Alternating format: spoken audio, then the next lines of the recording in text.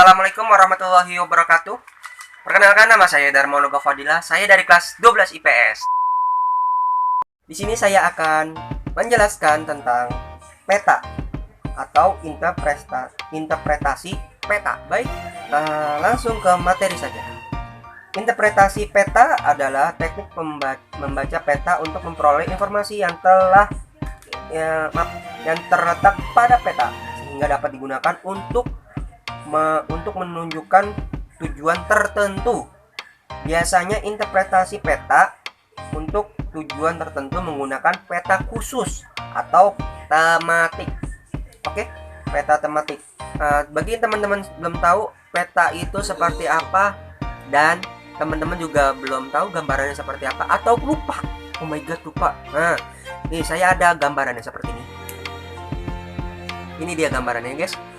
Jadi peta yang di samping saya ini adalah peta yang berdasarkan dunia. Bagi yang teman-teman punya atlas, silakan boleh dibuka peta atlasnya yang ada baik benua Asia ataupun Eropa ataupun benua Antartika. Bukan benua dan jauh banget ke Antartika. Benua Eropa ataupun benua Asia ya guys. Ataupun benua Afrika boleh. Ntar ketemu sama Muhammad Salah, pemain bola itu guys. Oke, lanjut.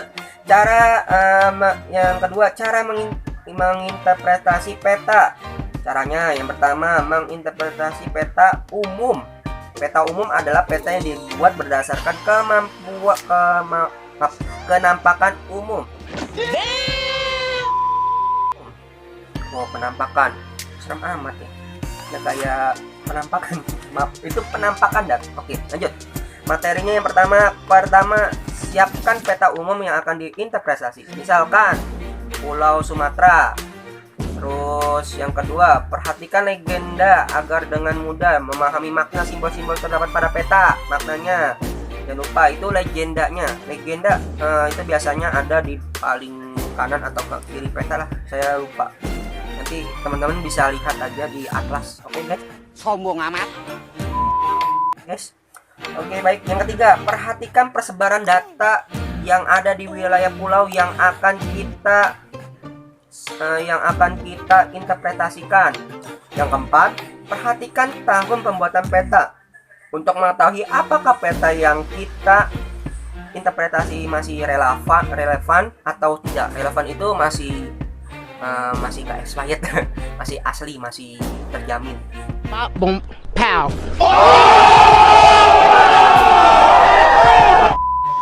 Kualitasnya. Jadi teman-teman di sini nggak usah pusing tahunnya berapa. Ada biasanya di situ tahun keterangan pembuatannya, produksinya ya guys ya. Nanti teman-teman bisa interpretasikan sendiri di rumah. Oke. Baik, setelah melakukan beberapa langkah di atas, maka akan diperoleh data-data yang perlukan peta tersebut. Pastinya contohnya yang pertama ada simbol yang pertama sungai. Biasanya simbol-simbol sungai ada garis-garis bentuk-bentuk ala-ala sungai gitu. Kalau rawa bentuknya kayak rawa, berhubungan dengan warna juga pastinya. Kalau danau pasti kalian teman-teman sudah pada mengerti bentuk danau seperti apa dan warnanya juga berbeda. Terus gunung aktif, gunung yang tidak aktif itu bisa mengetahui dengan warnanya ya guys, merah ataupun ke coklat-coklat merah gitu. Oke, yang pertama mungkin teman-teman bisa simak di atlasnya masing-masing, baik dataran tinggi maupun dataran rendahnya dibaca di atlasnya. Baik, yang B, menginterpretasikan peta topografi. Apa itu peta topografi? Peta yang menggambarkan tinggi rendahnya muka bumi ya teman-teman. Dari peta topografi kita dapat mengetahui ketinggian suatu tempat secara akurat. Nah, itu kegunaan dari peta topografi. Nah, di sini saya menjelaskan materi geografi dari kelas 12 IPS itu dari semester 2 ya. Semester 1 mungkin sudah lewat. Sombong amat. Karena sekarang udah semester 2, jadi saya membahas semester 2 ini tentang interpretasi.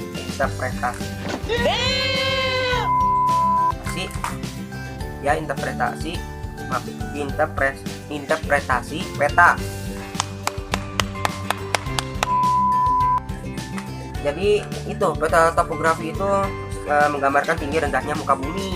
Nah, jadi tinggi rendahnya itu secara akurat, jadi secara detail, secara terperinci, pokoknya benar-benar sesuai dengan ukuran aslinya. Jadi di sini peta topografi itu memiliki langkah-langkah sebagai berikut. Yang pertama, untuk kita menginterpretasikan peta topografi ada langkah-langkahnya. Yang pertama, teman-teman ya, simak baik-baik. Yang pertama, siapkan peta topografi yang akan diinterpretasikan. Misalkan peta Pulau Jawa, tadi kan Sumatera, karena ini topografi di Jawa. Nah, di Sumatera juga sebenarnya bisa. Jadi kalau di buku ini membahas tentang Pulau Jawa, tadi kan Sumatera. Oke, lanjut. 2. Memperhatikan legenda untuk memahami makna simbol-simbol yang terdapat pada peta. Sama seperti yang tadi. Kalau yang tadi itu kita interpretasikan peta umum di Pulau Sumatera. Terus kalau ini di Pulau Jawa, peta topografi. Oke, perhatikan yang ketiga, perhatikan persebaran data wilayah tersebut ya teman-teman. Peta topografi terdapat garis-garis kontur yang menunjukkan relevan muka bumi. Peta topografi menunjukkan bentuk-bentuk muka bumi. Jadi secara relevan atau secara akurat itu kulturnya, reliefnya, garis-garis kulturnya itu detail. Jadi secara harfiah berarti peta topografi itu adalah peta yang berdasarkan akuratnya tempat itu ataupun lokasi tersebut, baik permukaannya dataran atau pegunungan ataupun sungai danau. Peta topografi itu akurat dan relevan. Jadi secara detail. Oke, baik. Mungkin teman-teman sudah mengerti apa itu pegunungan, sungai. Nah, di situ nanti dibahas lagi bentuk-bentuknya, dari cekungan, dari garis-garis, dari kulturnya, terjalnya. Nah, itu peta topografi kegunaannya. Oke, yang ketiga, interpretasi peta terkait jaringan transportasi. Jadi berdasarkan jaringan transportasi. Tadi kan topografi, sekarang transportasi ya guys. Oke, transportasi itu biasanya digunakan untuk umum, halayak umum. Digunakan untuk mengetahui tingkat aksesibilitas suatu wilayah ya teman-teman. Aksesibilasi suatu wilayah. Jadi aksesnya itu terjangkaunya wilayah tersebut. Jadi bisa teman-teman lihat secara terperinci dari jarak peta tersebut. Misalkan bandara di mana. Nah, nanti teman-teman bisa mengetahui jaraknya dari lokasi teman-teman berdasarkan peta. Karena sekarang udah zamannya modern, mungkin bisa dilihat di GPS. Nah, itu lebih mudah. Karena sekarang zamannya milenial, bukan zaman old.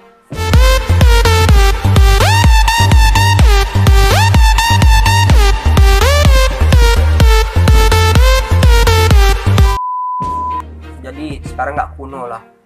Sombong amat. Gitu. Oke, lanjut ke materi. Peta tersebut dapat diperoleh dengan cara overlay dari beberapa peta yang sebagai berikut. Yang pertama, peta wilayah. Peta menggambarkan suatu wilayah secara administrasi benar. Dari peta ini, betul sekali, dapat diperoleh informasi tentang batas wilayah, luas wilayah, dan nama-nama wilayah tersebut. Ya, jadi kembalikan lagi ke terkaitan fungsi dari peta jaringan transportasi tersebut. Beda sama peta topografi, peta umum itu beda. Ini buat khusus transportasi. Jadi tentang batas-batas wilayah pastinya untuk mengetahui nama-nama wilayah juga. Itu juga terpenting dari peta wilayah di jaringan transportasi. Oke. Yang B, peta jaringan jalan. Nih, jalan ya guys ya. Yaitu peta yang menggambarkan tentang sistem jaringan jalan yang suatu wilayah. Sistem jaringan jalan merupakan suatu kesatuan jaringan jalan yang terdapat dari sistem jaringan jalan primer dan sistem jaringan jalan sekunder. Ini jadi kayak pelajaran matematika gitu, ada primer, ada sekunder, terus ada kebutuhan pokok primer. Itu bukan MTK ya guys. Jadi ada primer, ada sekunder. Primer itu buat apa? Nah, mungkin boleh searching primer itu apa, mungkin ada yang lupa. Aduh, itu pelajaran kelas 7 SMP, 5 SD ya. Sombong amat. Oke, lanjut.